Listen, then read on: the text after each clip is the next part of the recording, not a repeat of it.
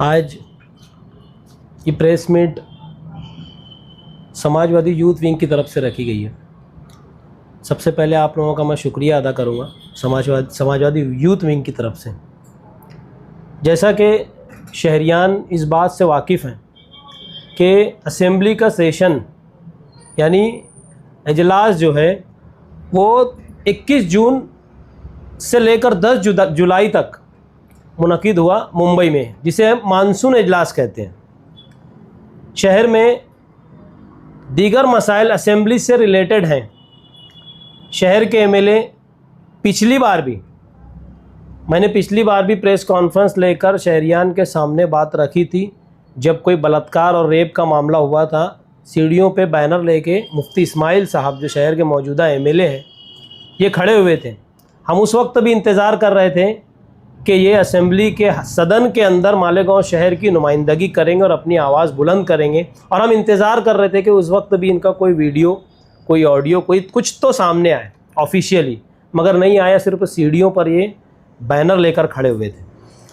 मालेगांव शहर समेत दीगर शहरों में अलग अलग जगह अलग अलग पार्टीज़ के एमएलए हैं। हर बार वो सेशन आने से पहले या इजलास शुरू होने से पहले तैयारी करते हैं कि मेरे अपने शहर में, मेरे अपनी कॉन्स्टिट्यूंसी में क्या मसाइल हैं, तालीम को लेकर, रोज़गार को लेकर, बीमारियों को लेकर और दीगर, जिसमें असेंबली में आवाज़ उठाई जा सके और वहाँ अपने काम को मनवाया जा सके। इसकी मिसाल माजी में जैसे अबू आसिम आज़मी साहब ने एक प्राइवेट बिल पेश करके की थी और दीगर एमएलएज़ ने अपनी अपनी बात रखकर सदन में अपनी बात मनवाई थी। क्या हमारे मौजूदा एमएलए का ये काम नहीं है कि असेंबली सदन में अपने शहर के मसाइल पर आवाज़ उठाना चाहिए, जो रियासत से जुड़े हुए मुद्दे हैं? क्या है हमारे रियासती सरकार से जुड़े हुए मुद्दे? हमको ये चीज़ समझने की ज़रूरत है। सबसे पहला, हम देख रहे हैं अबू आसिम आज़मी साहब ने सदन में आवाज़ उठाते हुए मालेगांव शहर के ताल्लुक से पर प्राइवेट बिजली कंपनी में हो रही नाइंसाफ़ी कहिए या जो नेग्लिजेंस है उसकी आवाज़ उठाई और इसकी इंक्वायरी की मांग की। तो क्या ये अगर सदन में होते तो क्या ये इनकी जिम्मेदारी नहीं थी? ये बोल सकते थे, सरकार का ध्यान या सरकार की तवज्जो इस जानिब ला सकते थे। पिछले महीने 2 महीने के अंदर 4 से ज़ायद अफराद की मौत हो गई, जिसमें इनके अपने मोहल्ले का एक बच्चा था।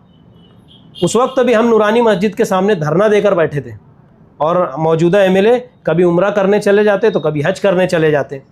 देखिए, हज और उम्रा ये एक अलग चीज़ है, ये हमारा मजहबी मामला है, मगर आप एक संवैधानिक पद पर हैं। आपको आपके ज़रिए आवाम ने जो आपको ज़िम्मेदारी दी है, इसको निभाने का आपका काम है। आपने उस जिम्मेदारी को कबूल करना और उसको आके अपनी नुमाइंदगी आगे करना, आवाम के क्या मसाइल हैं इस पर आवाज़ उठाना।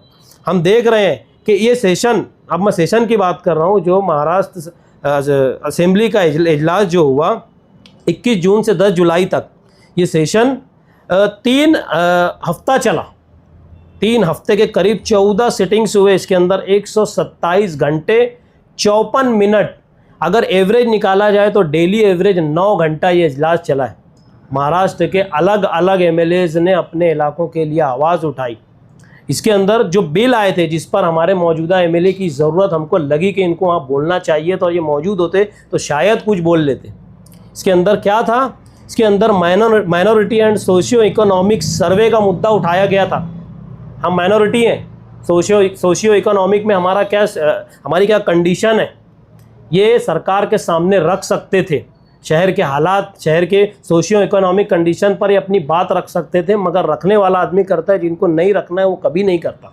माजी में भी हमने कहा था।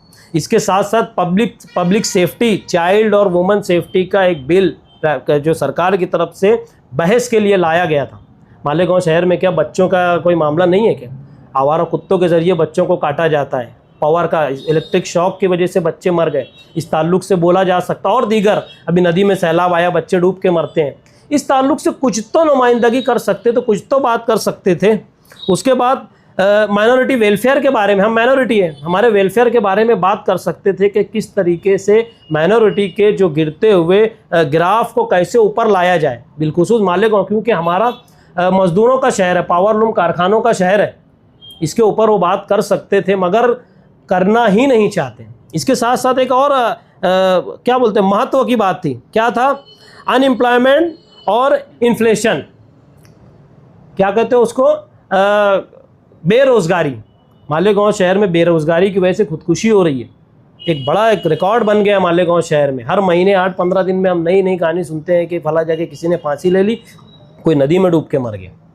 ये वहाँ होते तो ये आवाज़ उठाते, मगर इस पर भी उन्होंने कोई गैर हाजिर रहे तो फिर बात ही ख़त्म हो गई ना। और सबसे अहम जो असेंबली में एक मुद्दा था, क्या था? यूसीसी का बिल पेश हुआ।